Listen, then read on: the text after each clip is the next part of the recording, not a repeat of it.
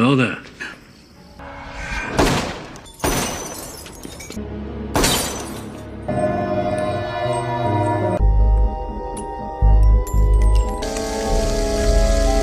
The film begins by introducing an elderly man named Ted. Uniquely, our main character this time is not an ordinary person because he works as a consultant hired by airlines to find out the cause of plane crashes. His abilities are so rare that it's no surprise Ted is rolling in money. Ted's life is not as perfect as it seems because his wife has a habit of cheating on him. Even that afternoon, his wife is seen spending time with a man at a five-star hotel. Uniquely, Ted already knew about their affair, and strangely, instead of getting angry, he secretly sneaked into their room to confirm his wife's behavior.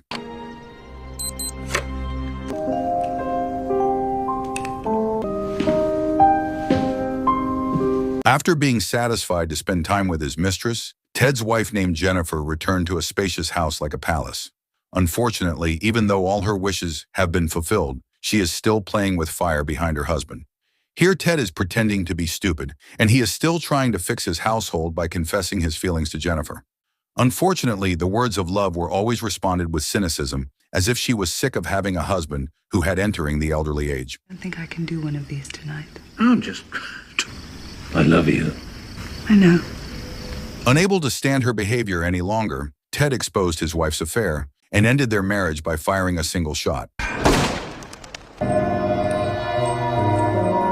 The gunshot immediately attracted the attention of the gardeners, but when they tried to investigate, Ted suddenly fired again. After venting his anger, Ted quickly manipulated the crime scene by replacing all the bullet casings from the shooting. He even dragged his wife's body to a designated location, destroyed the clothing stained with gunpowder, and sterilized his own body with hot water.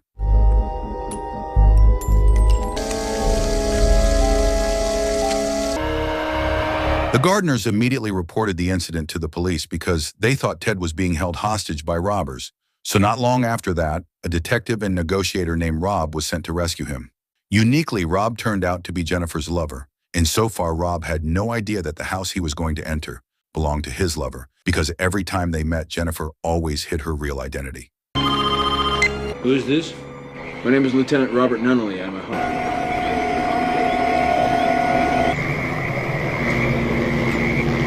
Ted did not put up any resistance. Even he invited the detective to enter alone.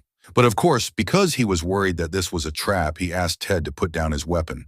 The offer was accepted as long as Rob did the same. Tell you what, I will if you will. All right. I'm gonna have to ask you to put yours down first then. What was Ted really planning? He not only surrendered, but he also didn't hesitate to admit his actions. Of course, Rob was shocked, but it was nothing compared to when he realized that Ted's wife was Jennifer. Well, while the detective's attention was distracted, Ted secretly took the gun back from the table and put up a fight.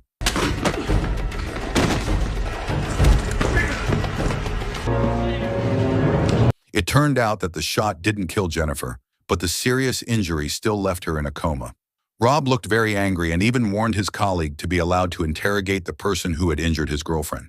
Instead of being sad because he was caught, Ted kept smiling as if he was planning something.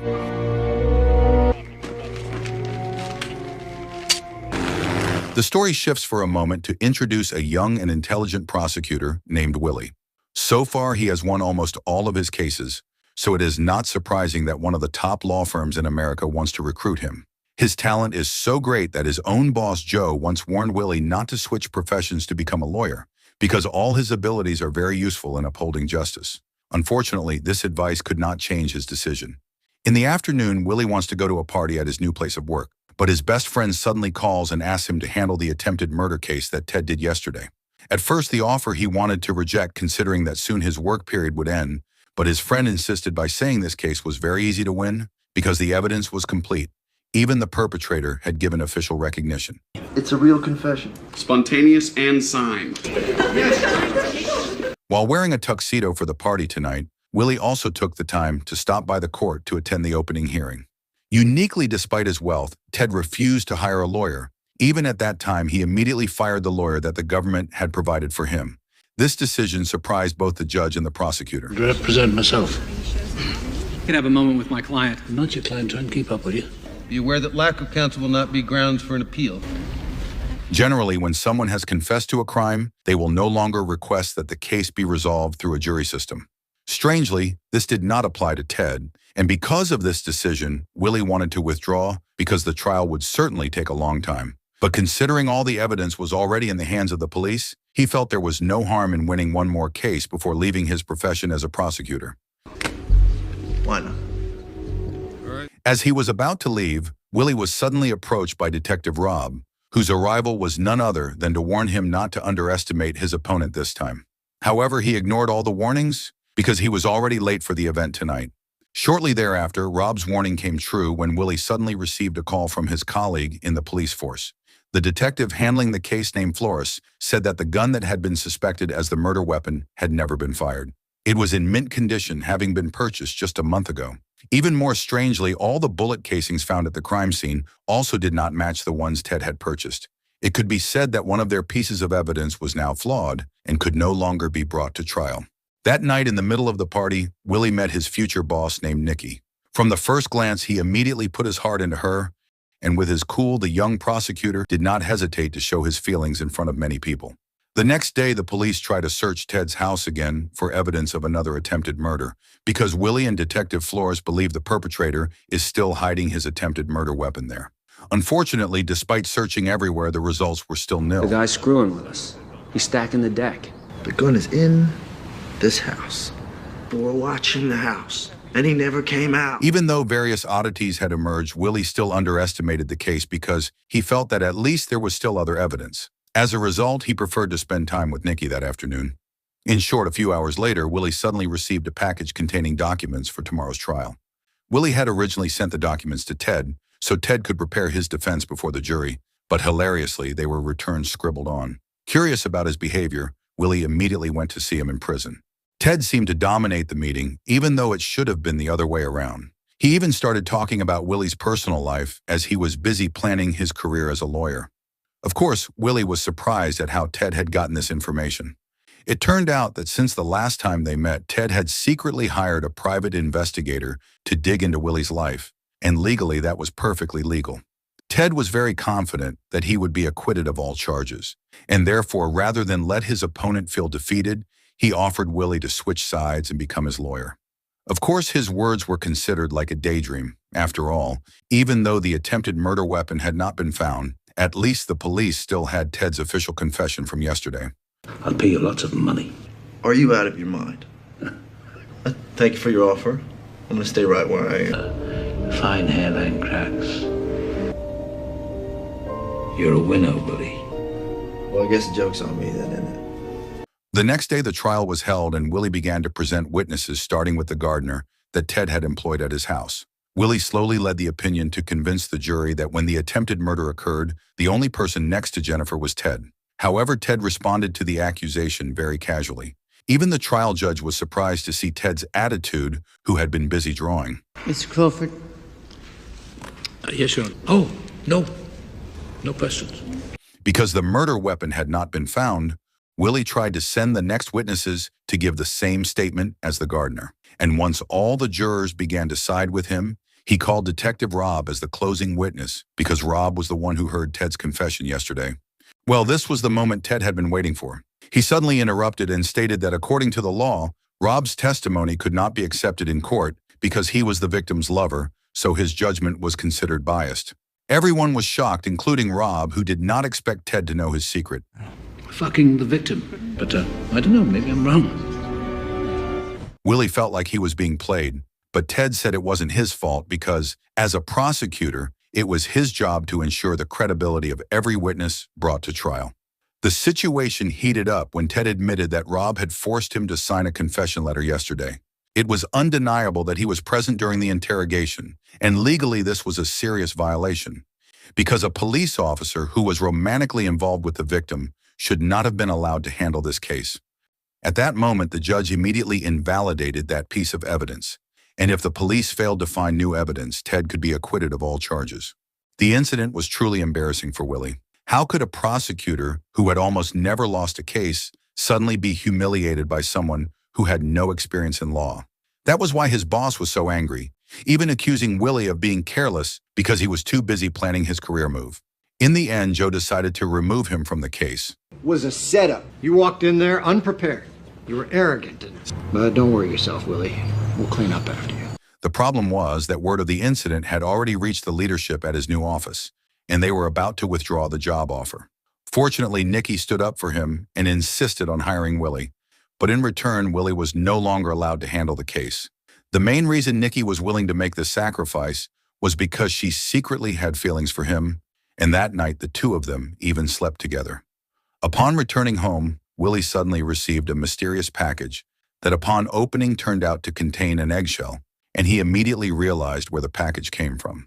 The next morning, he immediately went to his superior and begged to be reassigned to handle Ted's case. He was even willing to humble himself and admit that he had been careless. However, Joe tried to warn him of the consequences of his decision, saying that if Willie lost once again, his reputation would be ruined.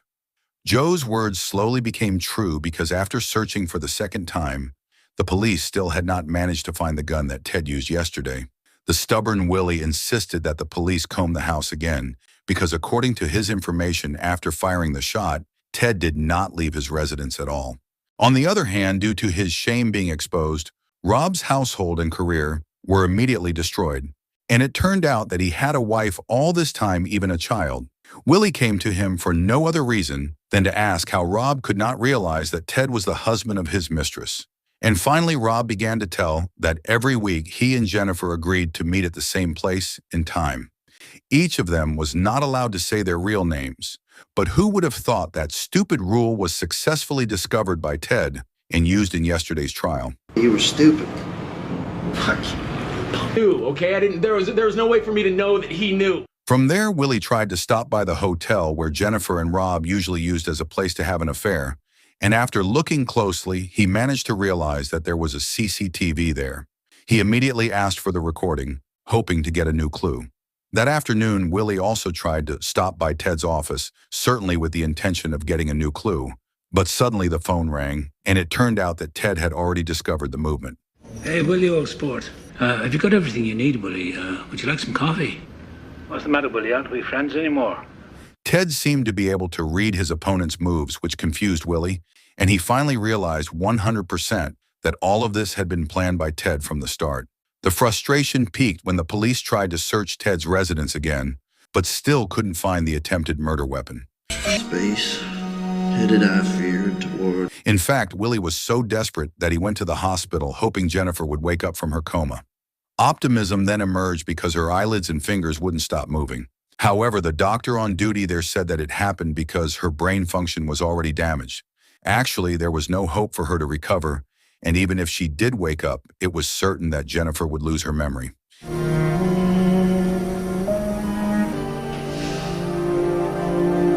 The next day, Willie attended a Thanksgiving dinner at Nicky's house, and amidst the excitement, one of Nicky's siblings made a comment about the incident at the previous trial.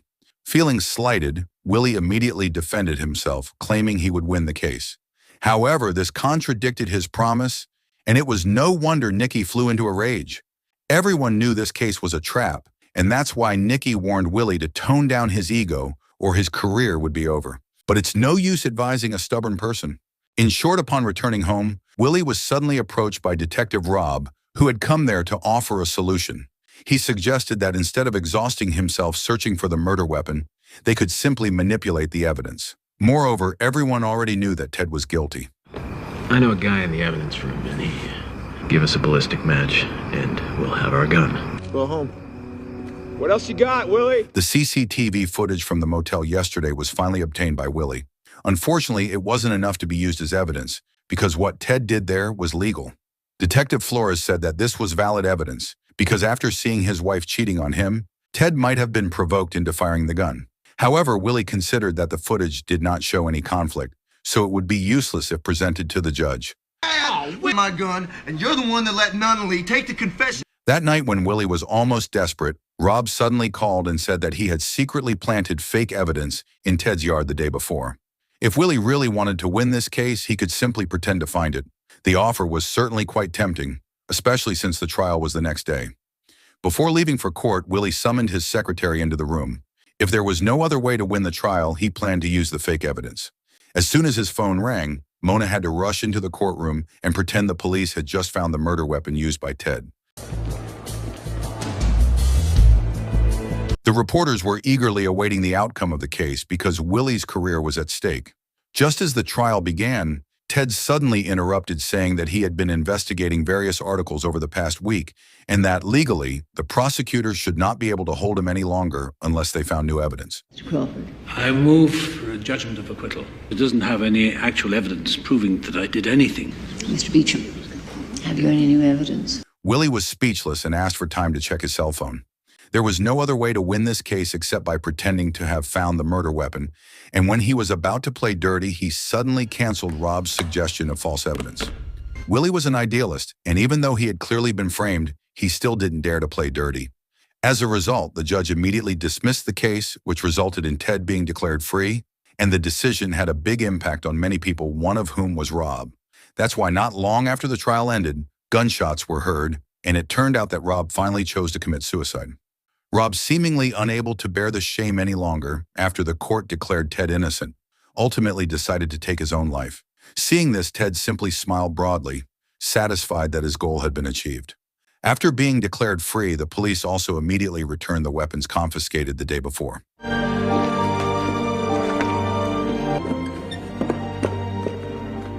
Although the trial had ended, Willie still seemed to hope that Jennifer would wake up from her coma, so he spent that night at the hospital. However, the next morning, Ted suddenly came to visit. Before they parted ways, Ted conveyed a subtle message that indicated Jennifer would soon die at his hands. The only reason Jennifer is still breathing today is because of the machine attached to her body. The doctors have given up, so the family has been allowed to decide whether to keep her alive or not. Willie tried to find a way to prevent Ted from making that decision, even asking Nikki for help. However, his story sounded unreasonable, and people thought he was depressed because he couldn't accept defeat. Willie also tried to ask for help from his superior, but Joe informed him that this morning Ted had just filed a lawsuit against him. In essence, Willie was considered crazy and had tried to harm Ted when they met earlier at the hospital. So from that moment on, Willie was no longer allowed to see Ted without court approval. Even though he had been rejected here and there, Willie still didn't give up, and this time he tried to go to Nikki's father, who happened to be a judge, and asked to be given the authority to postpone Ted's decision. Unfortunately, it was too late, because when he arrived at the hospital, the doctor had already started removing the medical equipment that was in Jennifer's body.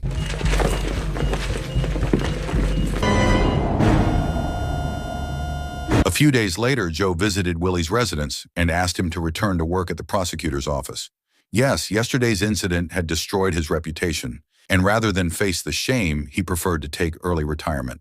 As his superior, Joe could only advise him not to dwell on his sadness.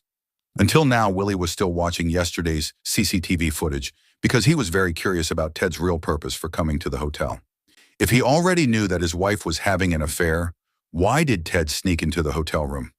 In short, that night, while Willie was spending time with Detective Flores, an incident occurred that accidentally led him to realize where the murder weapon had been hidden all this time. Ted suddenly called Willie to tell him that he was going on vacation abroad, and before leaving, he wanted to give Willie a farewell gift. But throughout the call, Willie seemed busy opening the files from yesterday's trial to confirm his theory. That same evening, Willie stopped by Ted's house to pick up the promised gift, and since the host was still busy packing, he was invited to wait in the living room so he could see the gift in question. But instead of sitting quietly, Willie opened a drawer and took out the weapon that had been suspected of being the murder weapon the day before. Really, really nice of you. Willie then began to explain his earlier discovery, which was that when his cell phone was switched with Detective Flores, he realized that the same situation was likely to have occurred with the weapon Ted used in the murder. From the start, he had stopped by the hotel not to confirm his wife's affair, but to swap his gun with Rob's, which happened to be exactly the same type. And after Ted used the pistol, he swapped it back when Rob was busy checking on Jennifer, who was lying on the floor. No wonder the bullets didn't match those found at the crime scene. This simple trick successfully fooled the police, prosecutors, and judges. Willie deeply regretted this because he only realized it now, since legally a person cannot be charged twice with the same article. Interestingly, even though the murder evidence had been found, the appeal system did not apply to this case because Ted had chosen from the outset to stand trial without a lawyer, so the verdict was considered final. Feeling confident, Ted did not hesitate to confess to his actions. However, this was the moment Willie had been waiting for, because it turned out there was still a way to bring him to court. So far, Ted has only been charged with attempted murder because the victim was not dead at the time. But since Jennifer has died as a result of her consent, he can now be charged with murder. Who would have thought that Willie came there with the police from the start, resulting in Ted being arrested on the spot? And what's even more chaotic is that this time, they have already secured the evidence of the murder. In short, sometime later, the trial was held. Of course, Ted could no longer act like a hero. This time, he even had to hire a dozen lawyers to defend him. And the movie ended.